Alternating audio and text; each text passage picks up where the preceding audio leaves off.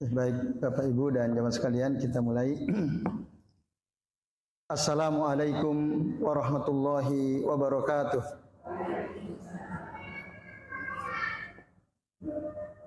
Innal hamdalillah nahmaduhu wa nasta'inuhu wa nastaghfiruh wa na'udzu billahi min syururi anfusina wa min sayyiati a'malina. May yahdihillahu fala mudhillalah wa may yudlil fala hadiyalah. Asyhadu an la ilaha illallah wahdahu la syarikalah wa asyhadu anna Muhammadan abduhu wa rasuluh. Allahumma shalli wa sallim wa barik ala Muhammad wa ala ali Muhammad kama shallaita wa barakta ala Ibrahim wa ala ali Ibrahim fil alamina innaka Hamidum Majid. Amma ba'du. Bapak-bapak dan ibu-ibu serta jamaah sekalian, a'azani Allah wa iyyakum ajmain. Semoga kita semua yang hadir di majelis ini senantiasa dimuliakan Allah Subhanahu wa taala. Amin ya Allah ya rabbal alamin.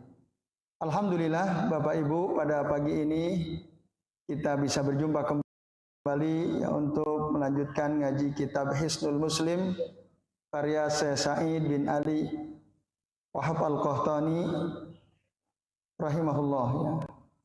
Dan pembahasan kita pada kesempatan pagi ini, ibu-ibu dan bapak-bapak, ya, kita akan membahas bab yang ke-20, yaitu tentang doa duduk di antara dua sujud ya. Doa al-jilsati baina sajdatain ya, di halaman 58. Bagi Bapak Ibu dan jamaah yang membawa kitab, silakan dibuka halaman 58. Sampun ketemu Bapak Ibu? Nah, ya alhamdulillah. Baik, mari kita perhatikan Bapak Ibu. Jadi di dalam kitab Hisnul Muslim ini, Syekh Sa'id bin Ali bin Wahab Al-Qahtani, beliau menyebutkan ada dua zikir atau doa yang biasa dibaca oleh Rasul Shallallahu Alaihi Wasallam ketika duduk di antara dua sujud ya di dalam sholat. Yang pertama, Rabbighfirli, ringkas ya. Artinya ya, wahai Rob ampunilah dosaku, wahai Rob ampunilah dosaku. Nah Bapak Ibu dan jamaah sekalian, doa ini dalilnya adalah hadis dari Huzaifah ibnul Yaman radhiyallahu anhu, bahwa annahu ra'a Rasulullah sallallahu alaihi wasallam, beliau melihat Rasul ya sallallahu alaihi wasallam yusalli minal laili, beliau salat di sebagian malam hari. Nah, ketika beliau mengangkat kepalanya ya, summa rafa'a ra'sahu minas sujud, mengangkat kepalanya dari sujud, wa kana yaqudu fima baina sajdataini nahwan min sujudih, dan beliau duduk di antara dua sujud itu nahwan min sujudihi, jadi sama lamanya, durasinya seperti sujudnya. Jadi lamanya duduk di antara dua sujud itu sama dengan sujudnya. Nah ini Bapak Ibu dan jamaah sekalian. Nah kalau di ini bagian belakang ya, kalau dibaca lengkap hadisnya supaya Bapak Ibu kita menangkap secara utuh ya, bagaimana lamanya duduk di antara dua sujud yang beliau lakukan itu sama dengan lama sujudnya. Dan lama sujudnya beliau itu sama dengan pakana sujuduhu nahwan min qiyamihi, sujudnya beliau itu sama kira-kira seperti lama berdirinya. Berdiri waktu bangkit dari ruku. Jadi lamanya sujud beliau itu sama dengan lamanya waktu i'tidal ya. Dan i'tidalnya itu fakana qiyamuhu nahwan min ruku'ihi. Lamanya berdiri beliau setelah ruku itu sama seperti rukunya. Jadi i'tidalnya, lamanya i'tidalnya itu nahwan min ruku'ihi, sama dengan lama rukunya. Dan rukunya fakana ruku'uhu nahwan min qiyamihi. Panjangnya ruku beliau ya sama atau hampir sama dengan berdirinya saat membaca surah Al-Fatihah dan membaca surah. Jadi lamanya sama Bapak Ibu. Misal kalau Rasul berdiri membaca surah Al-Fatihah, lalu katakanlah membaca surah Al-A'la, Sabbihisma rabbikal a'la.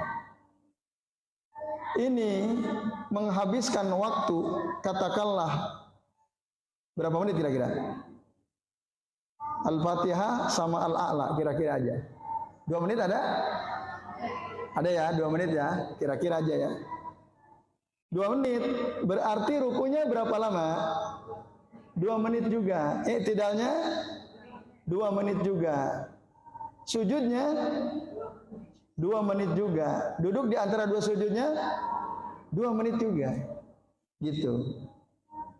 Jadi sama Rasul itu durasinya berdasarkan hadis dari Hudzaifah ibnul Yaman, dan hadis ini disebutkan oleh Abu Daud, Ibnu Majah ya, dalam kitab sunannya. Nah ini Bapak Ibu dan jamaah sekalian rahimani wa rahimakumullah. Bahkan dalam hadis Hudzaifah ibnul Yaman, beliau kan sholat malam tuh. Setelah membaca surah Al-Fatihah, beliau membaca surah Al-Baqarah. Bayangkan, sholat malam ya, sholat lail ini. Kalau sholat wajib enggak ya. Dulu karena pernah Mu'adz bin Jabal mengimami sholat isya, membaca surah Al-Baqarah, ditegur oleh Nabi, "Afatanun anta ya Mu'adz?" Ya, karena kalau sholat wajib kelamaan baca surah Al-Baqarah. Nah, Bapak Ibu dan jamaah sekalian, bisa dibayangkan baca Al-Fatihah dan surah Al-Baqarah panjang kan? Berarti rukunya panjang atau tidak? I'tidalnya panjang atau tidak? Sujudnya panjang atau tidak? Lalu duduk di antara 2 sujudnya panjang atau tidak? Panjang. Tapi di sini Rabbighfirli gitu ya. Nah ini ibu-ibu, bapak-bapak, maksudnya Rasul mengulang-ulang kata Rabbighfirli supaya nanti sama panjang dengan sujudnya. Jadi perlu Bapak Ibu ya kita garis bawahi. Kalau di kitab ini ya, di kitab kita kan hanya 2 kali ya, Rabbighfirli. Ini tidak mengisyaratkan hanya 2 kali, enggak. Nah itu ya. Ini tidak menunjukkan bahwa kata Rabbighfirli itu hanya dibaca 2 kali saja, tidak demikian. Nah ini Bapak Ibu dan Ibu sekalian. Nah sehingga disimpulkan ya, masih kata Sa'id bin Ali bin Wahab Al-Qahtani, annan nabiyya sallallahu alaihi wasallam kana yukarriru hadha du'a, bahwasanya Nabi sallallahu alaihi wasallam beliau mengulang-ulang doa ini. Doa tadi Allahumma gfirli baina sajdataini, di antara 2 sujud, la an yaqulahu marrataini faqat. Nah, la an yaqulahu marrataini faqat. Beliau tidak hanya membaca 2 kali saja, enggak, tapi berulang-ulang. Ini kata saya Sa'id bin Ali bin Wahab Al-Qahtani sendiri ya ketika beliau mensyarah kitab Hisnul Muslim. Nah, ini ibu-ibu dan bapak-bapak serta jamaah sekalian. Ya, gitu. Jadi ini yang perlu diperhatikan. Tapi sayang memang sekali lagi ya kita dalam beberapa pertemuan sebelumnya sudah juga kita singgung, banyak para imam itu tidak memperhatikan kesunahan ini ya. Sunnahnya untuk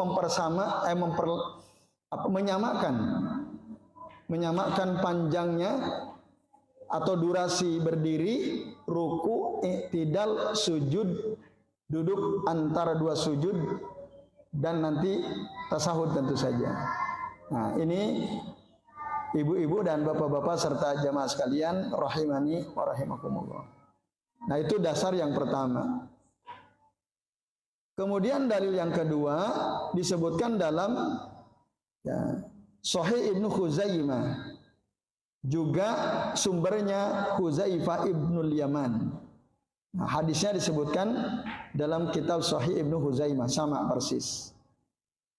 Nah, jadi ibu bapak dan jamaah sekalian, kalimat fakana ruku'uhu dalam hadis tadi ya, nahwan min qiyamihi,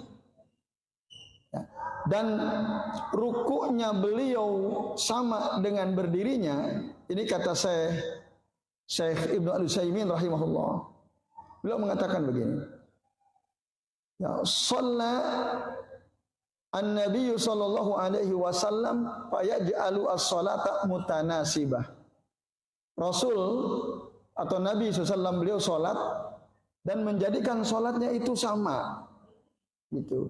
Idza atolal qiyama atolal ruku was sujud wal qiyam alladhi ba'da ruku wal julus alladhi baina sajdatain. Ini keterangan dari Syekh Ibnu Al-Utsaimin. Jadi ketika Rasul memanjangkan berdirinya, maka beliau juga akan memanjangkan rukuknya, memanjangkan sujudnya, memanjangkan berdiri setelah ruku atau i'tidalnya, termasuk memanjangkan duduk di antara dua sujudnya. Sebaliknya, wa idza khaffafal qira'ata khaffafar ruku'a was sujuda wal qiyama min ajli an takuna as-salatu mutanasibah. Tapi kalau Rasul memendekkan salatnya, misalnya beliau baca Al-Fatihah lalu membaca surah Al-Ikhlas misalnya, maka rukunya sepanjang itu gitu. Sepanjang bacaan Al-Fatihah dan Al-Ikhlas. Begitu i'tidalnya, begitu duduk sujudnya, begitu pula duduk di antara dua sujudnya sesuai. Ini kata saya Ibnu Al-Utsaimin, ya. Min ajli an takuna as-salatu mutanasibah, supaya salatnya itu sesuai semua. Beginilah perbuatan Nabi sallallahu alaihi wasallam. Ya. Fil fardi, baik dalam salat fardu, wa fil nafli aydan, maupun dalam salat sunnah, sama saja. Itu tidak ada beda. Fakana sallallahu alaihi wasallam yaj'alu salatahu mutanasibah. Jadi Rasul itu senantiasa menjadikan salatnya itu sama. Nah, ini ibu-ibu, bapak-bapak ya. Yang ini barangkali nampaknya jarang sekali kita mendapatkannya. Betul atau tidak? Atau bahkan mungkin hampir tidak ada ya. Hampir tidak ada. Kenapa kira-kira? Nah, itu pertanyaan besar tuh. Kenapa kira-kira? Bisa jadi mungkin imamnya tidak tahu ilmunya. Mungkin imamnya belum tahu hadis ini. Atau bisa jadi salah dalam memahami perintah Nabi. Ya, bahwa Nabi memang menyuruh seseorang apabila mengimami suatu kaum, idza amma ahadukum qauman fal yukhaffif. Apabila salah seorang di antara kalian mengimami suatu kaum, maka ringankan salatnya. Yang dimaksud ringankan itu apa? Ringan bacaannya. Maksudnya baca surah setelah Fatihah itu jangan terlalu panjang, tapi rukuknya, i'tidalnya, sujudnya, duduk di antara sujudnya itu sama dengan ringan berdirinya. Pernah nggak ibu-ibu, bapak-bapak, panjenengan ruku, sujud, atau i'tidal, atau duduk di antara sujud, sama dengan lamanya waktu jenengan berdiri membaca Al-Fatihah dan surah Al-Ikhlas? Pernah nggak? Nggak pernah kan? Walaupun baca Al-Ikhlas, nggak pernah. Biasanya ruku dengan i'tidal lebih cepat mana biasanya? I'tidal ya, harusnya sama gitu. Sujud dengan duduk di antara dua sujud biasanya lebih cepat mana terasa? Terasa lebih cepat mana biasanya? Sujud. Nah harusnya sama, harusnya. Bahkan duduk di antara dua sujud itu harusnya ngikutin sujud. Sujud ngikutin ruku, ruku ngikutin berdiri ketika membaca Al-Fatihah dan surah. Nah ini yang perlu sama-sama kita perhatikan ya, ibu-ibu, bapak-bapak. Kalau kita mungkin sholat jamaah nggak bisa, ya setidak-tidaknya kita praktekkan waktu kita sholat sendiri. Nah ini yang sesuai sunnah Rasulullah Shallallahu Alaihi Wasallam, yaitu bapak ibu dan jamaah sekalian. Nah pelajaran dari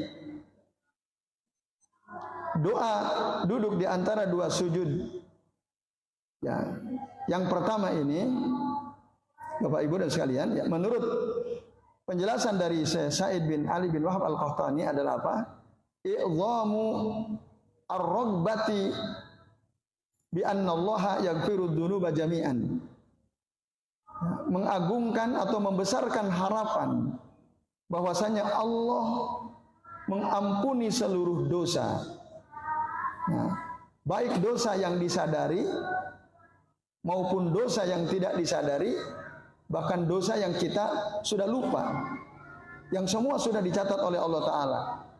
Kalau kita mohon ampun, maka Allah akan ampuni dosa kita. Maka saat ibu-ibu, bapak-bapak ya kita mau ucapkan Allahumma gfirli atau Rabbi gfirli. Nah itu ingat dosa-dosa. Ingat dosa-dosa kita supaya Allah ampuni seluruh dosa tersebut. Itu yang pertama.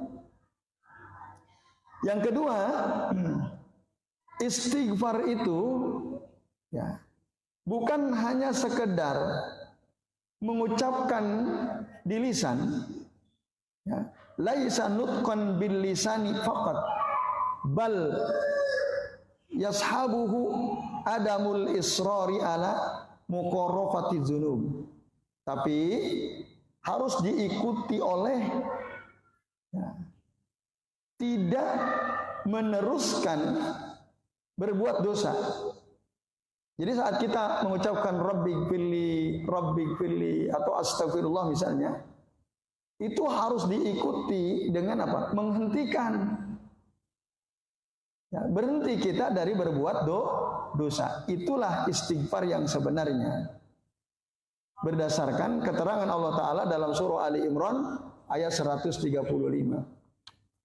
Jadi ya, orang-orang baik itu yang apabila mereka berbuat zalim kepada diri mereka sendiri,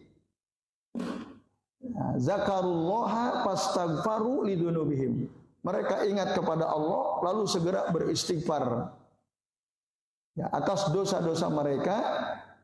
Walam yusirru ala ma fa'alu wa hum ya'lamun, dan mereka tidak melanjutkan perbuatan dosa yang mereka lakukan itu dan mereka tahu bahwa Allah lah yang Maha Pengampun. Nah, ini Bapak Ibu dan jamaah sekalian ya. Jadi istighfar itu bukan hanya sekadar ucapan secara lisan, tapi harus dibuktikan dengan perbuatan kita. Apakah kita lanjut berbuat dosa atau berhenti? Nah, kalau kita istighfar harusnya kita berhenti. Itulah hakikat istighfar. Kalau kita selalu istighfar, maka Allah tidak akan mengazab kita. Allah tegaskan itu di dalam surah Al-Anfal ayat 33, ibu-ibu, bapak-bapak. Nah, dalam surah Al-Anfal ayat 33 Allah mengatakan, wa ma kana Allahu liyu'adzibahum wa anta fihim wa ma kana Allahu mu'adzibahum wa hum yastaghfirun. Jadi Allah itu tidak akan mengazab mereka selama engkau ada di tengah-tengah mereka, wahai Muhammad ya. Dan Allah tidak akan mengazab mereka selama mereka beristighfar, memohon ampun kepada Allah Ta'ala. Nah, jadi istighfar itu bisa mencegah azab, turunnya azab. Kalau kita sering istighfar berdasarkan surah Al-Anfal ayat 33. Baik, Bapak Ibu dan jamaah sekalian rahimani wa rahimakumullah ya. Lalu ya, Allah disifati ya, dengan sifat maghfirah, Maha Pemberi ampun ya. Ampunan Allah itu kata saya Said bin Ali bin Wahab Al-Qahtani itu murni merupakan karunia dan nikmat dari Allah Ta'ala. Jadi maghfirah, ampunan Allah itu kalau kita dapatkan Bapak Ibu ya, itu mahdun fadlum minhu wa ni'mah. Murni karunia dan nikmat dari Allah Ta'ala. Kenapa? Karena ya ketika kita beristighfar, Allah sama sekali tidak mengambil manfaat apapun. Allah sama sekali tidak mengambil manfaat apapun. Bi annallaha ta'ala la yantafi'u bil maghfirati li ibadih. Ya, jadi Allah betul-betul kasih aja. Kalau memang dia minta ampun, Allah ampuni. Bukan untuk kepentingan Allah, tapi untuk kebaikan si hamba itu. Makanya ini karunia kalau Allah ampuni dosa kita, Bapak Ibu. Dan Allah mengampuni dosa kita sebagai hamba-hambanya itu bukan karena Allah takut sama kita, enggak. Gitu. Kan ada orang memaafkan kesalahan orang karena yang memaafkan takut sama orang yang berbuat salah. Ada enggak kayak gitu? Ada. Diancam, diintimidasi. Kalau kamu enggak memaafkan saya, awas kamu. Nah, misalnya kan, nanti enggak jadi umroh gitu ya. Nah, misalnya. Kan gitu ya.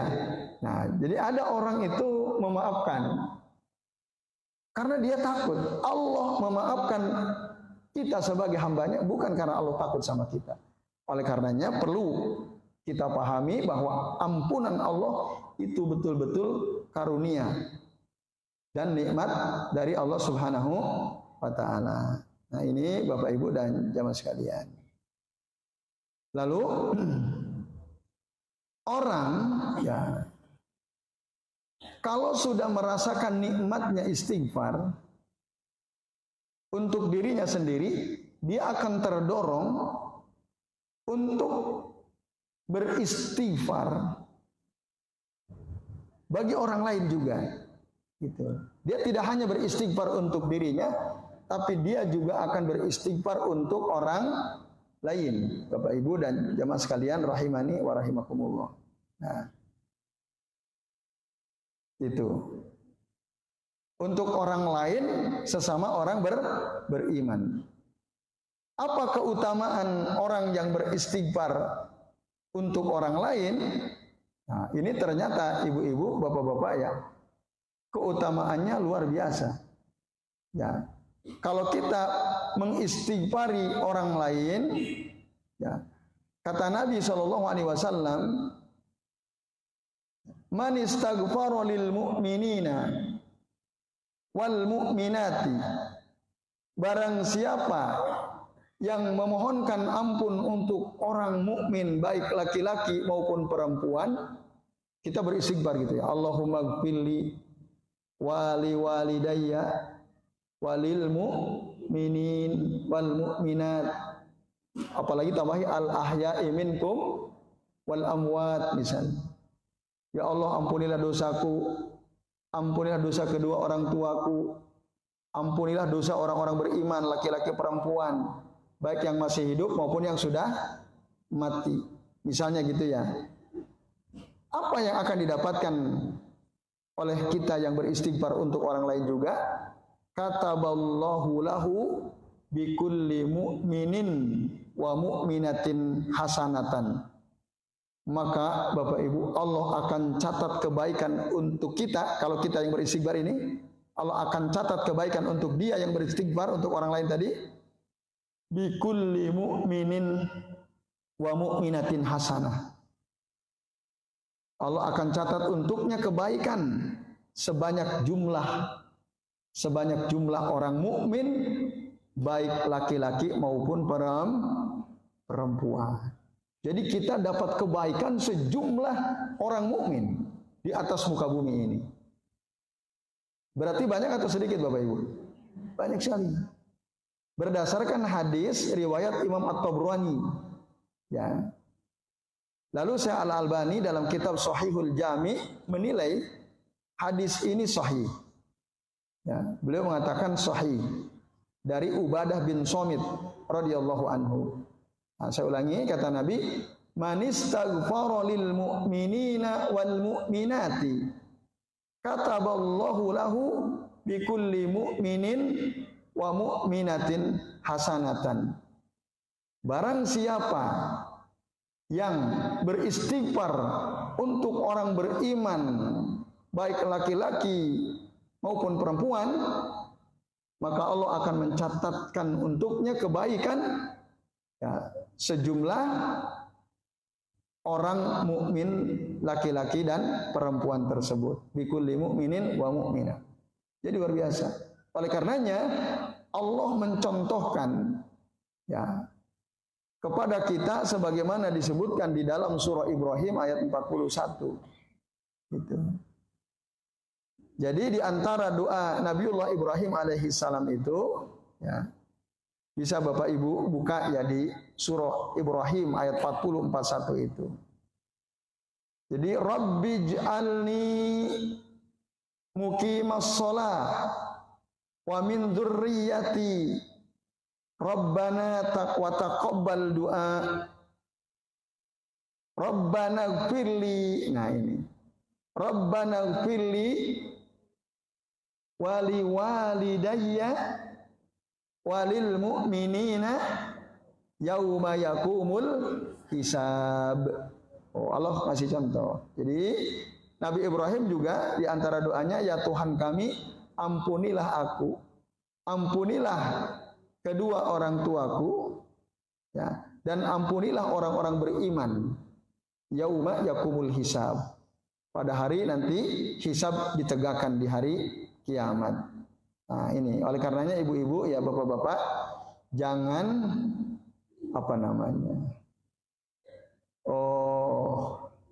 susah apa aja, jangan pelit ya untuk memohonkan ampun bagi orang lain gitu. Semangatlah kita mohonkan ampun untuk saudara-saudara kita orang beriman. Nah, karena kebaikannya akan kembali kepada kita. Ya, ini keterangan dari doa yang pertama ya.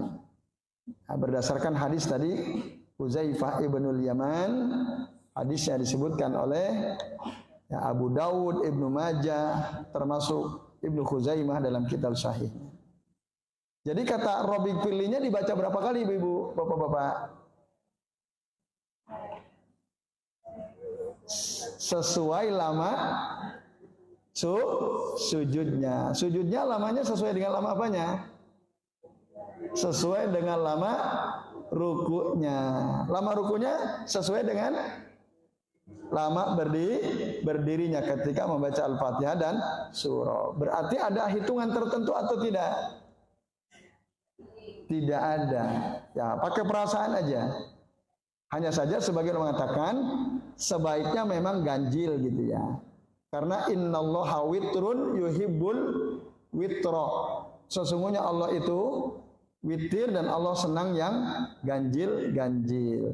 Ya kira-kira kalau kita baca Al-Fatihah, membaca surah Al-Ikhlas, kira-kira berapa kali kita mengulang-ulang kata Rabbik firli, Rabbik firli, Rabbik firli, kira-kira? 100 kali? Tergantung kecepatan kita melafalkan Bu ya. Itu tergantung ngegasnya gimana ya. Nah kalau kita bacanya sambil direnungkan, dihayati, dihadirkan hatinya dengan khusyuk ya. Rabbighfirli, Rabbighfirli, Rabbighfirli. Nah, itu mungkin bisa sampai 10 atau 11 kali ya. Nah, tapi sayang Bu, Pak, kita tuh memang seringkali kita ngejar hitungannya, ya enggak? Sehingga apa namanya? Perenungannya kurang atau bahkan mungkin enggak ada kan? Kita ngejar cepat apalagi sholat jamaah, takut ketinggalan kan? Nah, sebenarnya kalau kita baca yang satu lagi nanti, itu kalau pelan-pelan kita renungkan, kita hayati maknanya, itu bisa lama kok. Yang kedua ini nanti. Nah, kalau yang pertama kan cuman Rabbighfirli, Rabbighfirli, Rabbighfirli. Sambil Bapak Ibu masuk ke hati itu lain rasanya. Lain ya, betul-betul. Bahkan mungkin kalau hati kita sampai bergetar itu, takut ya. Itu dahsyat sekali nanti. Nah, itu. Baik, jadi bacanya itu sambil dihayati. Bukan hanya Rabbighfirli, Rabbighfirli, Rabbighfirli, Rabbighfirli, Rabbighfirli. Enggak begitu. Kita kan ngejar cepatnya kan gitu. Nah, ini yang perlu kita sama-sama perbaiki. Baik, yang kedua, Bapak Ibu dan jemaah sekalian, di halaman 59, doa, coba kalau ibu-ibu tutup dulu bukunya sejenak aja. Saya mau minta salah satu dari Bapak Ibu, apa yang biasa panjenengan baca, zikir duduk di antara dua sujud. Sukarelawan siapa yang mau? Satu saja? Siapa saja boleh? Apa biasanya jenengan baca apa? Rabbighfirli, warhamni, wajburni, warfa'ni, warzukni, wahdini, wa'afini, wa'fu anni. Ada berapa? Coba ulangi ya. Rabbighfirli, warhamni, wajburni, warfa'ni, warzukni, wahdini, wa'afini, wa'fu anni. Berapa? Sepakat ini? Coba kita lihat di sini sekarang. Lihat ya kitabnya. Kita lihat halaman 59. Oke, baik. Bapak Ibu dan jamaah sekalian rahimani wa rahimakumullah. Nah, ini kita belajarkan untuk memperbaiki ya. Memperbaiki yang selama ini kita lakukan, apakah sudah sesuai sunnah apa belum. Baik. Nah, di dalam kitab ini ada berapa, coba hitung? 7. Satu apa? Allahumma gfirli, warhamni, wahdini, wajburni, wa'afini, warzukni, warfa'ni. 7 kan? Tadi ibu-ibu berapa? 8. Yang hilang apa di sini? Wa'fu anni. Itu. Dan itu memang tidak ada dalam hadis. Jadi panjenengan sudah nambah-nambahi itu. Betul. Tidak ada dalam hadis Nabi Susan. Nah, jadi Bu, Pak, dalilnya yang 7 ini memang gabungan dari 3 hadis. Ya. Pertama hadis dari Abdullah bin Abbas, riwayat Abu Daud, kemudian riwayat Al-Imam At-Tirmidzi, kemudian riwayat Ibnu Majah. Tapi sumbernya semua dari Abdullah bin Abbas. Urutannya Bapak Ibu, urutannya beda-beda, nggak ada masalah. Ya, coba perhatikan nih, hadis Abu Daud ya. Abdullah bin Abbas mengatakan, anna Nabiyya sallallahu alaihi wasallam kana yaqulu baina sajdataini. Bahwasanya Nabi SAW sering mengucapkan doa di antara dua, duduk di antara dua sujud. Allahumma gfirli, warhamni, wa'afini, wahdini, warzukni. 5. Nah, di dalam riwayat Abu Daud ada 5. Oke, catat coba ya. 1, Rabbighfirli, warhamni, wa'afini, wahdini, warzukni. Ini riwayat Abu Daud. Dalam riwayat Al-Imam At-Tirmidzi, nah, Nabi SAW kata Abdullah bin Abbas juga, kana yaqulu baina asajdataini, beliau sering mengucapkan waktu duduk di antara dua sujud, Allahumma gfirli warhamni wajburni wahdini warzuqni. Ada beda atau tidak? Beda.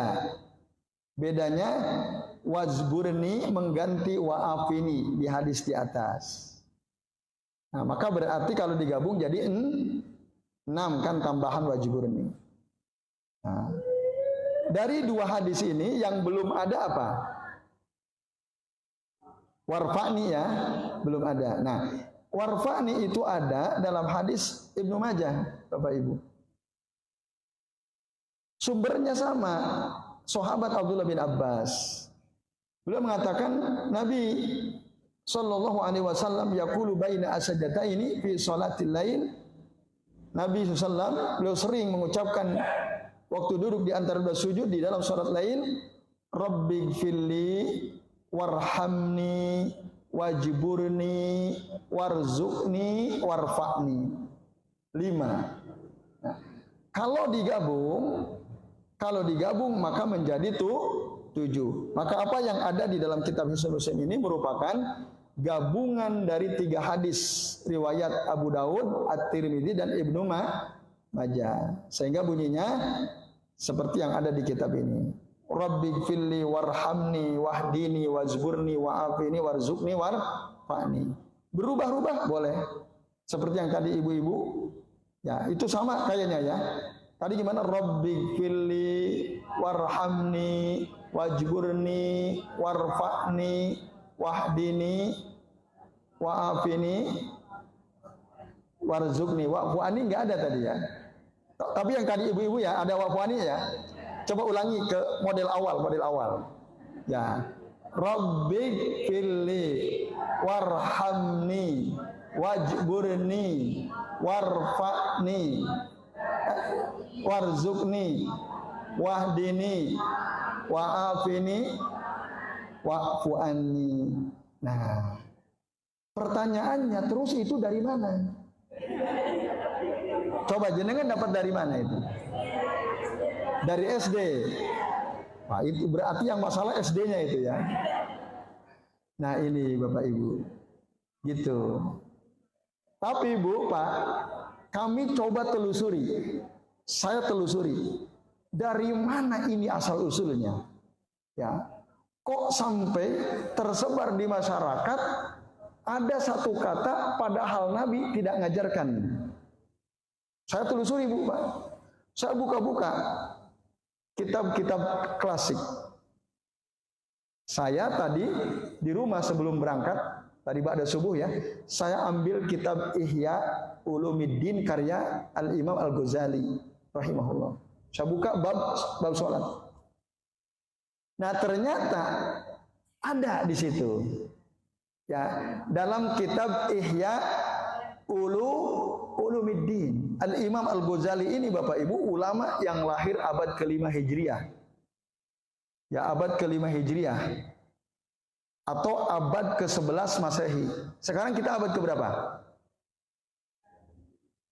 Hijriahnya abad ke berapa? 15 dong. 15 ya. Abad 15. Imam Al-Ghazali itu lahir tahun arba'umi'atin wa khamsin Hijriatan. Lahir tahun 450 Hijriah. Berarti kan beliau hidup di abad ke berapa? 5 dong. Kalau 400 lebih itu sudah masuk abad ke-5. Nah, beliau seorang ulama besar, hidup di abad ke-5 Hijriah. Salah satu kitab masterpiece ya, kitab yang dianggap luar biasa dari karya beliau adalah kitab Ihya Ulumuddin. Kami baca ya, di dalam kitab beliau Bapak Ibu dan jamaah sekalian, ada memang ya di halaman 155 jilid pertama, yang edisi 4 jilid itu, di Al-Mujallad Al-Awwal fi as-safhah 155, di sana beliau menjelaskan ya bahwa Kata beliau ini ya, ketika dia ya bangkit dari sujud, nah, yaqul, dia mengucapkan Rabbighfirli warhamni warzuqni wahdini wajburni wa'afini wa'fu anni. Nah, ada kata wa'fu anni tapi tidak ada kata apa? Jadi, coba perhatikan ya, saya ulang ini. Ada 7. Dari Imam Al-Ghazali ada 7. Rabbighfirli warhamni warzuqni wahdini wajburni wa'afini wa'fu anni. Enggak ada kata warfa'ni. Yang Nabi ngajarkan di sini justru enggak ada. Wa'fu anni, Rasul enggak ngajarkan, tapi di sini justru ada. Tapi sayang sekali Al-Imam Al-Ghazali tidak menyebutkan dasarnya ini berdasarkan hadis riwayat siapa. Ini belum ulama dulu. Itu. Lalu ibu-ibu dan bapak-bapak serta jamaah sekalian, nah, diikuti oleh ulama-ulama generasi berikutnya.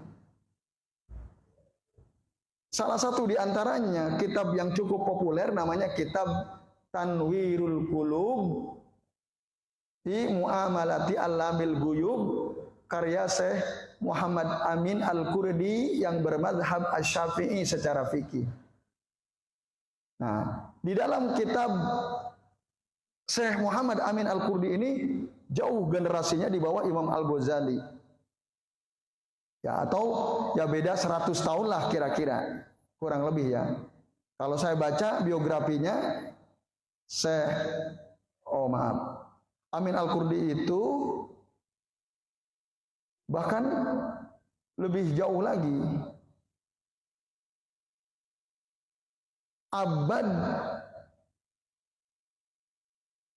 Beliau ini sudah masuk, kelahiran beliau itu tahun 1332. Berarti belum begitu lama ya. Kan sekarang 1446 ya. Berarti 100 tahun yang lalu lah kurang lebih. Ini jaraknya dengan Imam Al-Ghazali jauh. Beliau menulis kitab judulnya tadi Tanwirul Qulub fi Muamalati Allamil Ghuyub. Nah, di dalam kitabnya ini Bapak Ibu dan jamaah sekalian, beliau menyebutkan doa duduk di antara dua sujud ini persis seperti apa yang ada dalam kitab Ihya Ulumuddin. Kami menduga bisa jadi beliau copy paste dari Imam Al-Ghazali, persis sama. Rabbighfirli warhamni wajburni warzuqni wahdini wa'afini wa'fuani, persis sama kan? Ini copy paste dari Al-Imam Al-Ghazali. Mungkin beliau waktu nulis kitab ini membuka kitab Ihya Ulumuddin. Ini. Lalu di Indonesia diikuti oleh penulis kitab yang Bapak Ibu pasti kenal kitab ini. Namanya kitab Risalah Tuntunan Sholat Lengkap. Ya enggak? Warnanya ungu. Zaman SD itu kan? Iya. Semua pasti pernah lihat ya, mungkin pernah memiliki ya. Dari situlah ya yang diterbitkan oleh Karya Toha Putra Semarang ya.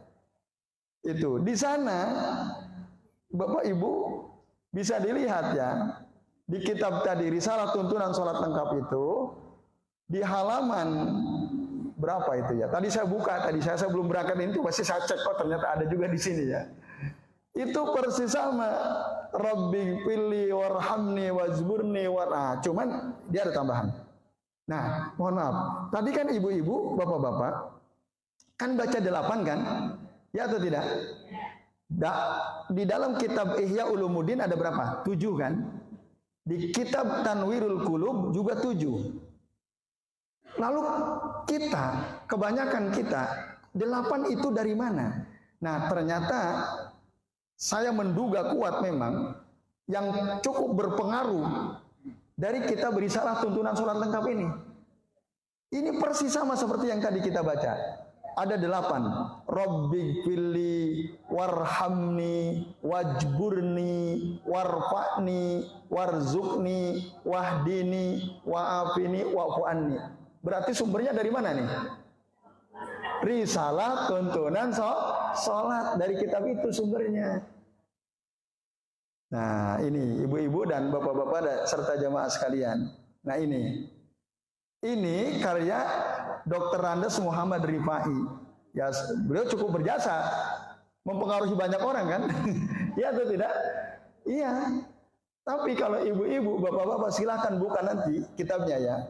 Kan ini kitabnya ya. Kalau yang kelihatannya ungu ya. Saya tadi foto ini kitab-kitabnya.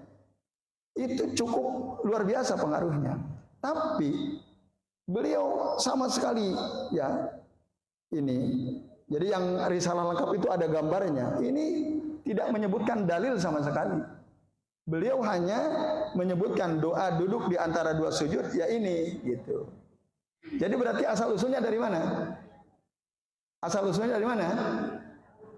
Dari kitab Risalah Tuntunan Sholat Lengkap. Nah, padahal kalau kita katakanlah ngaku madhab Asy-Syafi'i, kan ulama yang paling disegani di dalam madhab Asy-Syafi'i itu adalah Al-Imam An-Nawawi. Imam An-Nawawi itu, ya ibu-ibu dan bapak-bapak, ulama yang tingkatannya paling tinggi. Tingkatannya paling tinggi dalam madhab Asy-Syafi'i menurut keterangan para ulama. Beliau punya kitab besar, kitab fikih madhab Asy-Syafi'i, judulnya ya, Al-Majmu' Syarh Al-Muhadzab. Ini kitab rujukan fikih yang besar, berjilid-jilid. Siapa yang nulis? Al-Imam An-Nawawi, yang nulis kitab Riyadhus Shalihin itu.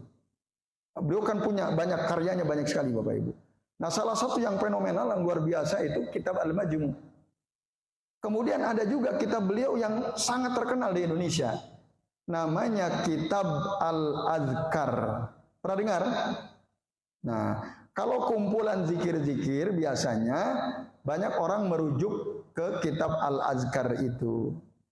Nah, ibu-ibu dan bapak-bapak serta jamaah sekalian, kami buka juga tadi kitab Al-Azkar. Imam An-Nawawi ini, ya beliau lahir abad ke-7. Jaraknya dengan Imam Al-Ghazali tidak terlalu jauh. Imam Ghazali kan tadi lahir tahun 450, Imam An-Nawawi lahir tahun 631 Hijriah. Ya, beda kira-kira 200 tahun.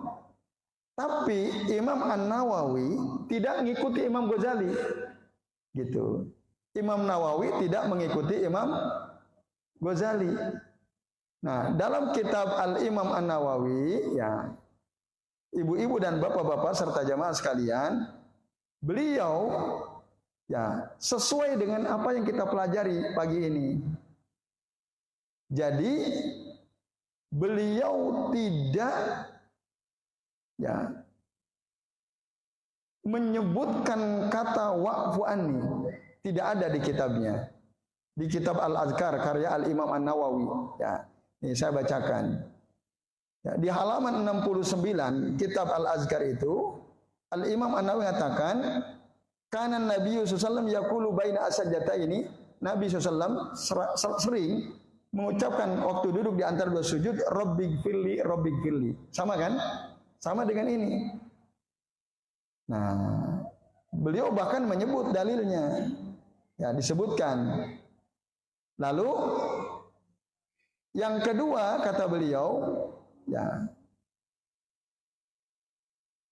Rasul SAW ketika rafa'a ra'sahu minas sajdah, mengangkat kepalanya dari sujud, qala rabbighfirli warhamni wajburni warfa'ni warzuqni wahdini. 6. Dan ditambah dalam riwayat Abu Daud wa'afini dengan sanad yang sahih, disebutkan 7 berarti. Sama dengan kitab ini, Hisnul Muslim. Jadi Imam Nawawi beliau merujuk mazhab Syafi'i, merujuk kepada hadis Nabi SAW. Nah, sementara Al-Imam Al-Ghazali kita nggak tahu itu asal usulnya dari mana. Beliau menyebutkan wa'fu anni. Lalu diadopsi oleh tadi Syekh Muhammad Amin Al-Kurdi, lalu di Indonesia oleh tadi Dr. Andes Muhammad Rifai ya dalam kitab Risalah Tuntunan Sholat Lengkap. Nah, maka dengan demikian Bapak Ibu kita tahu ya dari mana ini asal usul kata wa'fu anni ini muncul, gitu ya. Munculnya di kitab Ihya Ulumuddin. Sebenarnya kalau kita jujur ya baca di kitab itu hanya 7 bukan 8. Oh 8 munculnya di mana 8? Munculnya di kitab Risalah Tuntunan Sholat itu. Jadi kalau kita kembali kepada hadis Nabi hanya ada 7.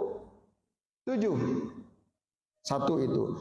Dan yang 7 ini enggak ada kata wa'fu anni, enggak ada. Kalau kita tetap baca pertahankan, kita berarti menyelisihi sunnah Nabi atau tidak? Jelas. Sementara Nabi mengatakan shollu kama ra'aitumuni usalli, kan gitu. Salatlah kalian sebagaimana kalian melihat salat, mengetahui aku salat. Jadi Pak, Bu, mulai sekarang jangan mau mempertahankan kata wa'fu anni. Jangan. Tinggalin. Karena ini tidak diajarkan oleh Rasul sallallahu alaihi wasallam. Nah, ini malah bahaya nanti. Karena kita nambah-nambahi sesuatu yang tidak diajarkan oleh Rasul sallallahu alaihi wasallam. Tinggalin udah. Oh, saya sudah kadung hafal ya, Tad. Udah sejak SD sayang. Oh sayang. Sesuatu yang salah jangan disayang-sayang. Ya. Nah, ini kitab Fikih Ibadah Bergambar karya Dr. Abdullah Bahaman. Ya. Di sini ada juga ya, doa duduk di antara 2 sujud. Nah, ini ya saya bacakan. Allahumma gfirli warhamni wajburni wahdini warzuqni. Ini disebutkan Bu, hadisnya riwayat Imam At-Tirmidzi. Sama enggak dengan yang tadi saya sampaikan? Sama Bu, ini udah benar ini. Nah, kitab ini udah benar. Karena satu, beliau merujuk kepada hadis riwayat Imam At-Tirmidzi sebagaimana juga tadi kami sebutkan. Jadi kitab ini bagus. Ya, beliau kembali kepada sunnah, bahkan beliau rujuk kepada hadis yang ada dalam kitab Sunan At-Tirmidzi. Ya Bu, makasih Bu ya. Jadi ini benar Bu.